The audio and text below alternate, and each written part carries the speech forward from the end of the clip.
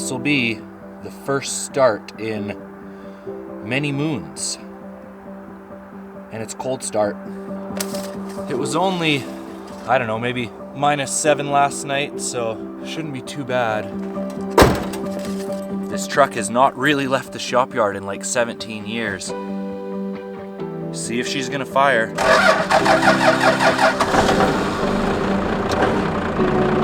Ooh, she sounds grumpy.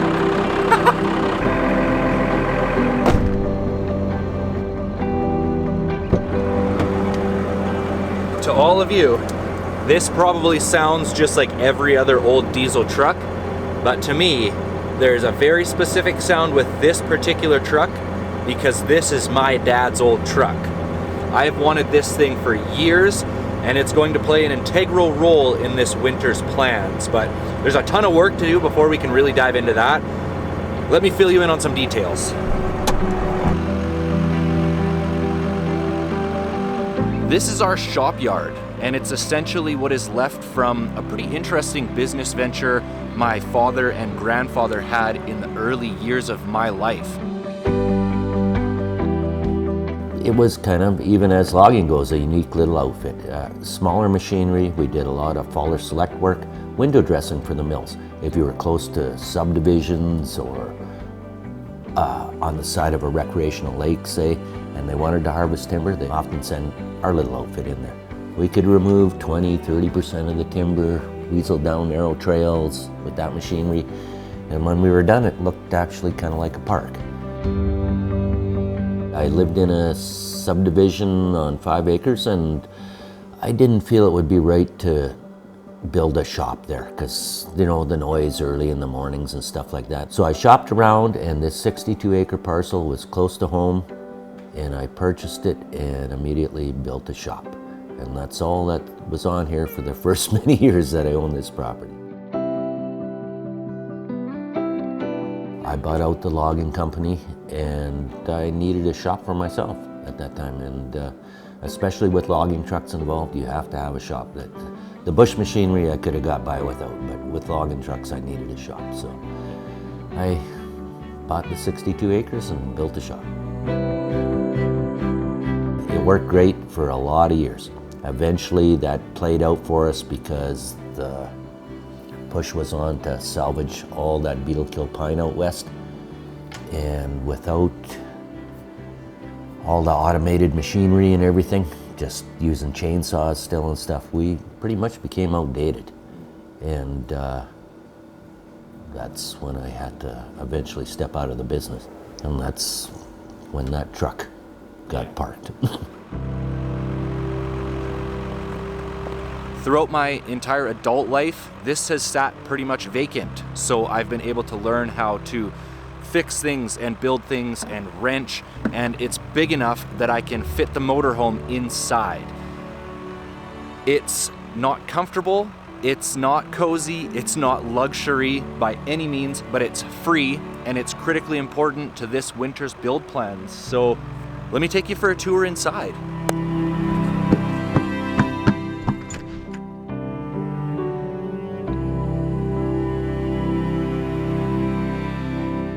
Welcome to Mikasa. As you can see, motorhome's already in here trying to stay nice and warm. Spoiler alert, the heat is not yet working in the shop. But this motorhome has been home to me ever since I was a video producer for Princess Cruise Line. I bought this thing just to be home in between contracts. It was never actually supposed to be traveling, and that's the only reason I could afford it. It had sat for 6 years, had a lot of water damage, was not mechanically sound, so I paid $6,000 for it. Then COVID came along, totally crippled the cruise industry, and I was left kind of wondering what I was gonna do with my life. So the motorhome came in the shop, I gutted it out, fixed all the water damage, got it mechanically sound and ready for the road, and decided I was gonna try my luck at this whole YouTube thing. Fast forward a couple of years, and I think I'm slowly starting to figure this out. We've done a couple tours in the north, a couple little trips in the US, and a season in Mexico, which was amazing. But I've noticed that my northern remote content does the best. Honestly, my heart is in the north. You, the viewers, seem to enjoy that northern content the most, and I think I might have more connections and leads in the north than anyone in the world. So where does the truck fit into all of this? A few months ago, I sat down and had a big business chat with my dad, and he's offered to donate that truck from his old business to my new business, which is so exciting. And I'm proud to say that Destination Adventure is expanding. This winter, we're not going south, we're staying here and building an expedition truck, an overlander. So this side of the shop will remain living quarters in the motorhome. This side of the shop will get all cleared out, and this will become Build HQ. And clearly, like everything Destination Adventure, this whole project is on a pretty tight budget. So I'll be doing the bulk of the work myself, of course with a little help from the one and only mechanic. But some big companies have jumped on board to support the project as well. So I can't wait to dive into that as things progress. But I will be doing an entire build series on this truck. How I'm building it, why I'm building it that way, and how much it's costing. If I can pull this off, it's going to open huge doors for the future of the channel. So I'm pretty confident it is the right decision. Now, without further ado, let's get to some shop cleaning.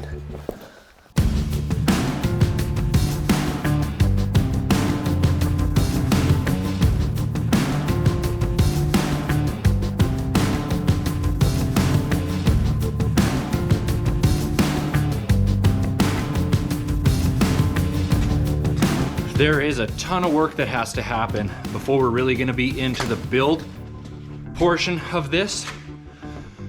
The shop has sat for 3 years now without any sort of maintenance. The boiler needs a new pump. I have to get 3 months worth of firewood, and all my stuff that's been sitting for years has to get organized, given away, sold, or thrown away.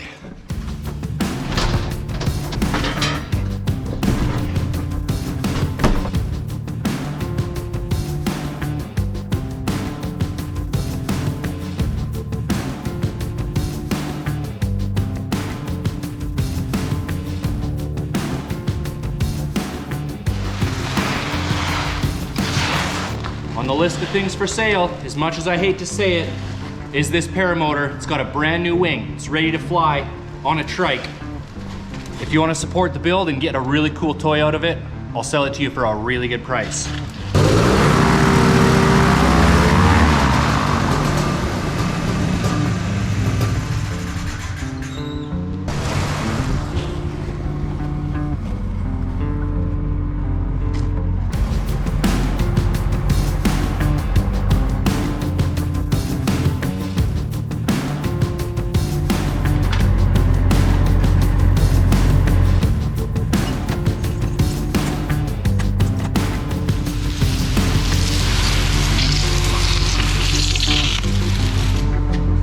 You guys know what's in here?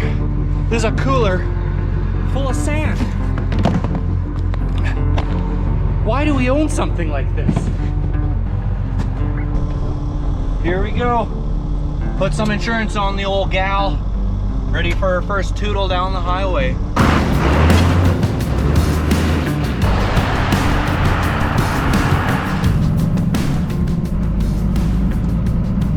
What I can tell you immediately is this front end needs some serious attention. Pretty sloppy, but she'll make her to the dump.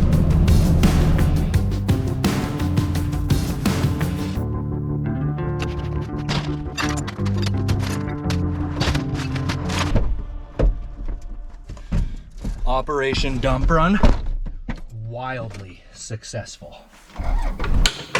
Slight change in plans today. The perfect camper came up for this truck. I want to go take a look at it before there's too much snow. I'm not meant to be a car owner because they just can't handle the way I like to drive them. Just trying to get a new bearing in here before we go, because I think she's going to pile up pretty soon. This is definitely the wrong size. Accidentally ripped the bumper off.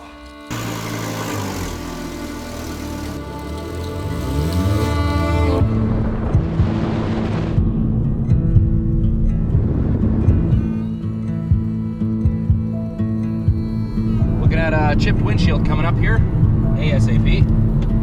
Oh, there it is. Wow. Moonlit road, stretching far from home. They search high and low with the trees and rope. So Quick pit stop, checking the road conditions.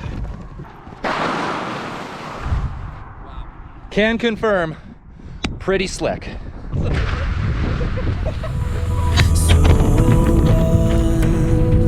all day with the sun till the evening comes, till the war is won. Progress report. Not sure if we're gonna make it. There's a place, it's a haunted place, where we fought those boats from a dead dirt road. Bright and early, morning in Pemberton. We spent the night last night because the roads were obviously very, very bad. Looks like not much of an improvement today, but at least the plows should have been out. So we're gonna go buy the camper and then start making our way back home. And then, I don't know, maybe rent a truck to pick it up. We'll see what happens then. As much as I hoped they would, the road conditions did not improve throughout the week. But lucky for me, my dad has brand new winter tires on his truck, so he's taking the day and we're making the trip to get her home. Off to an unfortunate start here. None of the lights work, so we fashioned up a pretty fancy wiring harness. It will do the trick.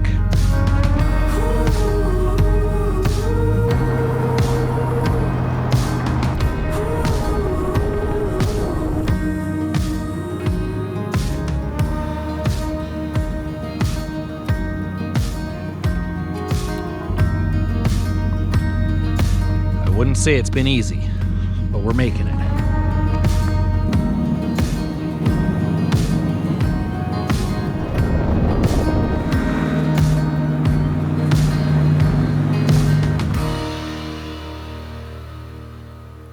At this point, this still feels totally surreal, but all of the puzzle pieces are starting to come together. Let me tell you guys a little bit about this camper and why I chose this. This is a 1987 Bigfoot. It's an 11-foot camper, which is a little bit bigger than you would typically go with an expedition truck. But I'm not building this rig to do little trips here and there. I'm building it to live in for months at a time in remote off-grid areas. I wanted an older Bigfoot because it's solid fiberglass. Living in the motorhome for the last 3 years, I am sick of dealing with water leaking inside. And this thing, being solid fiberglass, there's no way that it can leak, and it will be nice and toasty warm in there. This unit has bathroom and shower, which is something I'm not willing to look past in the rig that I'm building. It has a kitchen and it's roomy, which is very important to me.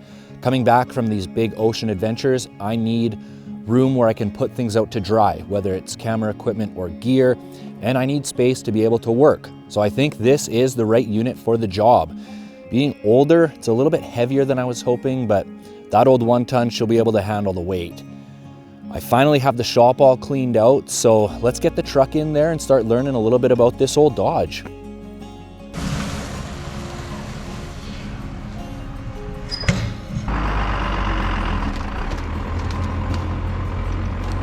It was the first brand new off the lot truck I ever bought for a bush truck, and I was so proud of it. It was diesel, 4-wheel drive, no more putting on chains and whatever. Boy, this was a big step up for me. And I brought it home, and your grandpa built the deck for it. It took a while. It was in the shop for a month or so, but he did a real nice job and built a big skookum steel deck on the back, and that thing was our workhorse. It hauled welders, fuel, all the tools, everything, back and forth to the bush every day. Plus 2 of us employees, me and 1 other guy at least every day.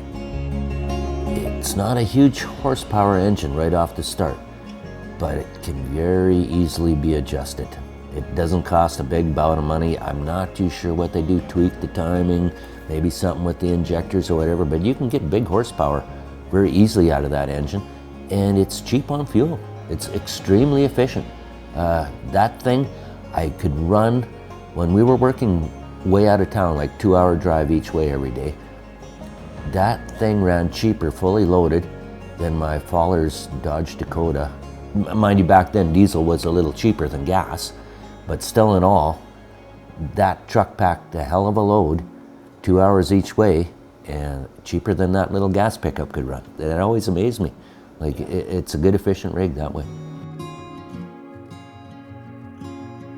It's a really good sound truck, like, and easy to work on. If it breaks down on you out there, your average guy with a little bit of mechanical knowledge can take a set of wrenches and really help himself out. A lot of these newer vehicles, boy, you break down out there, it's getting towed to Dodge or Ford or wherever. You're stuck in that shop for however long, and this old girl, you'll be able to fix her. Yeah, no, it's just a diesel engine, an alternator. There's no electronics involved there whatsoever. Set of injectors, I mean, it's just straightforward diesel mechanics. Super easy, super reliable. The body is still in good shape, like, you know, I mean, a little bit of corner rust down by the fenders and whatever, but overall it's good. And I don't know, there's some work you'll have to do there to get it up and going. It's last year in the bush. I just parked it in the shop and that was it. I never did any work on it. And usually every year I would do a certain amount of repairs, you know, front end work and stuff, and that never got done that last year. It got parked in the shop and it sat there for 14 years, undercover. That truck, obviously sitting in the shop for 14 years was not something really necessary in my life, you know. It was, yeah, I'm more than happy to pass it on and proud to pass it on. You know, I'm a big fan. It's like, I love what you're doing, and any way I can help, it's gonna be great. Yeah. It took a week longer than I thought, but the truck is finally in the shop and we're ready to get started on the build. First and foremost, I have to get this truck mechanically sound. Those jobs I will cover in the weekly videos. Once the truck is up to spec, that deck will be coming off. The camper will be hard mounted just above the frame, and then custom boxing all the way around. That's just the basic idea. I'm sure things will change and evolve as the project progresses. But the truck was donated from my dad. I think it's valued around $6,000 as it sits right now. The camper I bought on that trailer. I have plans for the trailer as well. I paid $4,000 for that whole setup. Overall investment so far, about $10,000. I know this is totally different content than I usually put on the channel, but this truck is going to change the future of Destination Adventure and where we can get with the channel. So I would like to formally welcome you to My Old Man's Truck, the Build series. Thanks for watching, everybody. Light a match, let it go. The fire catch, explode, blow your